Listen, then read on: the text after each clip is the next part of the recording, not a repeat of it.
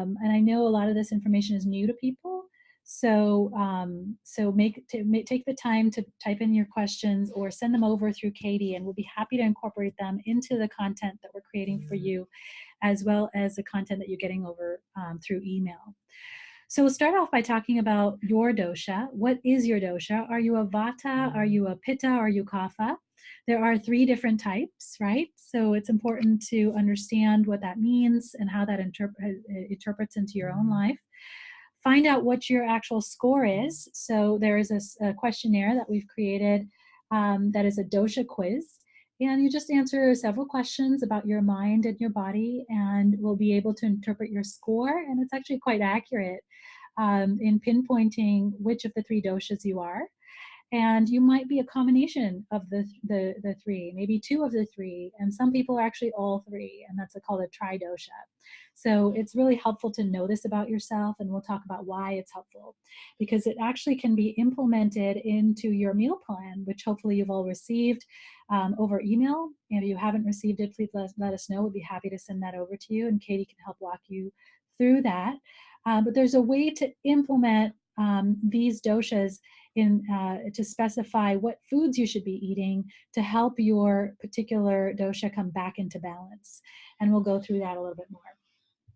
So for those of you who aren't familiar with what a dosha is, I think these three images really help represent the three different doshas and the characteristics. But the physical characteristics are only one part of your dosha. It actually goes into mental characteristics, physical characteristics, emotional states, types of music that make you feel most in balance, types of foods that actually help bring your body back into balance. So Ayurveda is not just about food, it's really about lifestyle and how to bring all these different aspects into reality for yourself to bring you back into balance. It's really this beautiful science that's been created to unlock your potential of being in your best state. And also recognizing that we're all unique.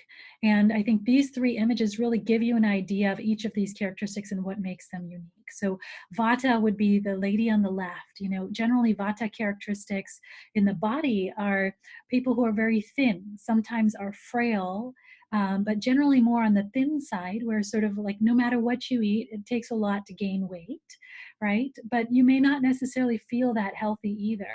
So oftentimes, you know, in medicine, we call this the TOFI body type, where it's thin on the outside but fat on the inside, where you might be looking really great and thin, but inside, you know, you're not doing so well. You might be unhealthy. You might even have things like high cholesterol or inflammation or other things. So vatas do suffer from many diseases, but you know, generally have a thinner exterior.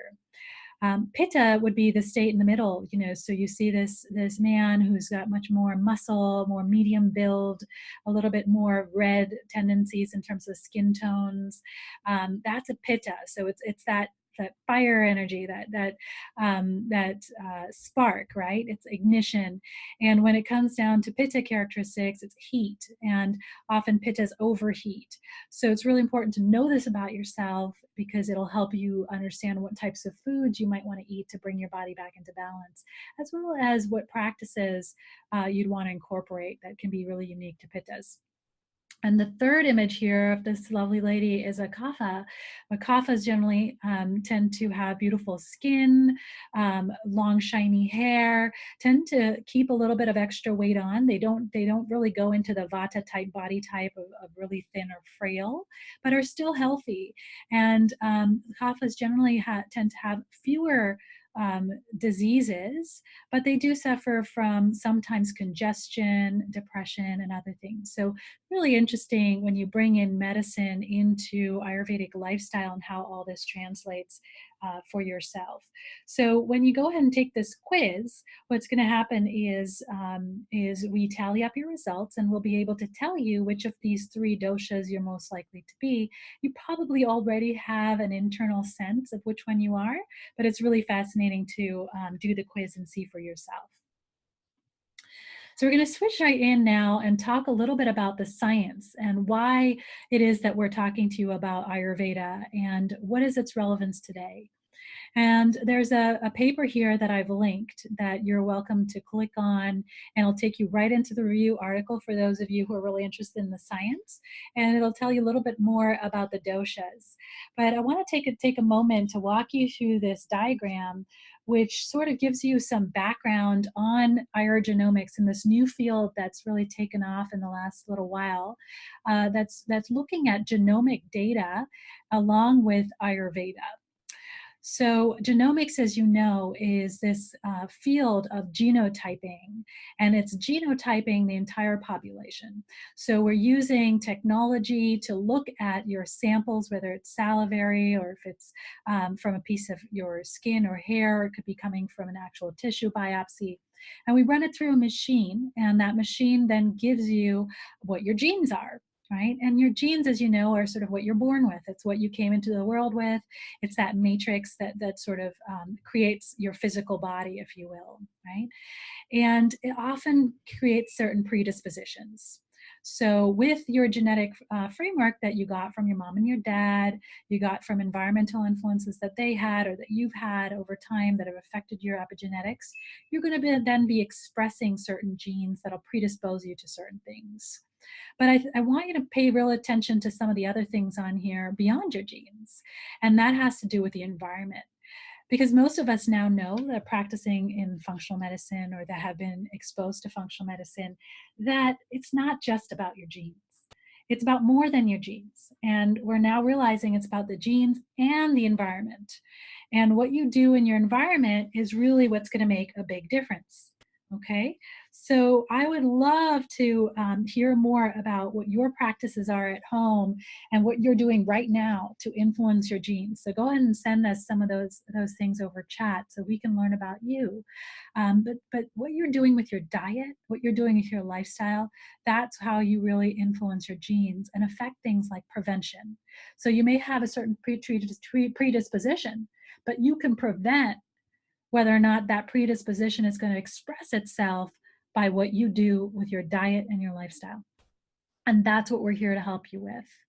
And then there's the idea of molecular markers. So when we look at diagnosis in medicine today, we're not looking at your genes per se, we're looking at your molecular markers, right? We're looking at your blood, we're looking at the expression of your genes. What's actually showing up after your genes have been influenced by the environment, your diet, and your lifestyle to become expressed. And those are the molecular markers that influence the diagnosis. So by the time you get to a diagnosis, it's a little bit later in this framework than what we're talking about right now, which is the genetic influence of the predisposition and the prevention. And then you have the last phase, which is symptoms. So by the time you have certain symptoms showing up in your body, you're feeling certain things, you're stressed, you're fatigued, you're anxious, or you might have pain or things like that. You're now at the symptomatic phase where therapy becomes much more relevant. And that's when we get into treatment, supplements, we get into changes in your diet, or we get into pharmaceuticals. So what we want to really do is go beyond this framework into prevention. And that's where prevention and prediction becomes a big part of medicine. The diagram on the right, you can see that the environment actually influences all of these different phases, and more particularly actually and directly influences the prevention piece. And within this environment is this pink circle that we call prakriti. And prakriti is another word for your dosha. Okay, so your particular dosha, or your prakriti, is vata, pitta, or kapha, or combination thereof, that then influence all of these things that are happening on the left and predict the outcome that you're going to be having. This is where Ayurveda becomes really beautiful, because once you start to classify yourself based on these three different categories, vata, pitta, or kapha, you can start to see whether or not these things are true for yourself. So take a look at this. And for those of you who might be having trouble seeing the screen, this is also available as part of that link, and we will have these PowerPoints available to you afterwards. But I wanted to give you a full understanding of how these three different characteristics play out. So when it comes to Vata, we talked about thin, weakly developed. Sometimes the body structure is a little bit more thin and frail. And generally, Vatas tend to have dry and cracked skin, or dry, thin, and cracked hair. So hair that tends to fall off easily. And for some people, they might not necessarily be a Vata, but you might be going through a Vata phase or Vata imbalance and find that your hair is drying out or thinning out. That's a characteristic of Vata. And when it comes down to balancing that, you'll be looking for foods that are going to balance Vata to help you get back into balance. For a physiological standpoint, Vatas tend to have a pretty frequent appetite for food, but it tends to be irregular. So for those of you who are Vatas, if I say one thing to all of you, it would be eat more regularly, even though you might not want to. So really try to get into a routine of eating regularly, breakfast, lunch, and dinner, and creating a time frame for yourself when you're eating, even though you might feel like skipping meals. Not ideal for a Vata because it tends to push that energy more into imbalance. Vatas tend to favor sweet, sour, and salty foods, and that would be beneficial for you. However, if you are in a state of Vata imbalance, you'd want to ground that, and we'll show you how with the foods. And in general, Vatas tend to also be cold intolerant. So that's something to keep in mind. If you're somebody who's always cold, that is also a sign of a Vata imbalance. So you look down at the bottom, there's some diseases that Vatas are more susceptible to, right? And these are actually showing up when you do nutrigenomics, so genomic screening through huge populations, and you classify their genes based on these 3 different characteristics. We're finding that these disease outcomes are actually showing up in these 3 different groups. So Vatas tend to develop more neurological disease, later in life dementia, sometimes they have movement and speech disorders, and arrhythmia. Okay, and this stems back to what does that Vata characteristic actually come from, and how does that end up manifesting later on in the body? Not to say that every Vata ends up with these conditions, but it's something to be aware of so that you can change your lifestyle and practices so that you can implement different practices that will bring your Vata back into balance and prevent these things. For Pittas are that middle image of that red-headed man with the more muscle. Pittas tend to be more medium built. They have generally softer skin that's a little bit more oily, and tend to suffer sometimes from acne or freckles, which are all indicators of more heat in the body. Pittas also have a higher digestive capacity for food and need to consume more water. And so for those Pittas that are out there that are not drinking enough water, I really recommend that you do that because it's a really good way to bring your body back into balance. Pittas also generally don't tolerate heat well, so you overheat, and it would be a good idea to try to stay cool in order to keep in balance. And in general, Pittas are quick in terms of the metabolism, quick in terms of the thinking, and it's also something that you have to gauge and make sure that everyone else is also able to keep up because Pittas often get frustrated. Pittas also have a sharp intellect, generally are very convicted of certain things, and unfortunately when it comes to digestive disorders, suffer from ulcers, bleeding disorders, and skin disease. And what's not on here is that Pittas also have cardiovascular disease and heart disease. So for those Pittas out there that have more fire in their body, it's really important to try to balance that with more cooling and more relaxation efforts to do that. Kaphas, their anatomical characteristics are a little bit more broad, more well-developed. They have smooth, firm, and clear complexions. They usually have a thicker hair, and their physiological characteristics are that they're regular, they're very stable, and they have a lower digestive capacity. So Kaphas in general don't need to eat as much, but they tend to eat more. They have a capacity to eat more, but they really don't need to because they have a slower metabolism. Kaphas generally sleep a lot. So for the Kaphas that are out there that are sleeping more than 8 hours, I'd really encourage you to watch that because it's a way to go out of balance. So make sure that you're sleeping just the right amount. Between 7 and 8 hours is enough for most people. And keep active because the natural tendency is for Kaphas to become less active and to kind of get stuck. The other thing about Kaphas is that they tend to suffer from retention of weight and obesity, which is now a big problem for all 3 body types. Even Vatas are actually gaining weight, but obesity tends to be more of a manifestation of the Kapha phenotype.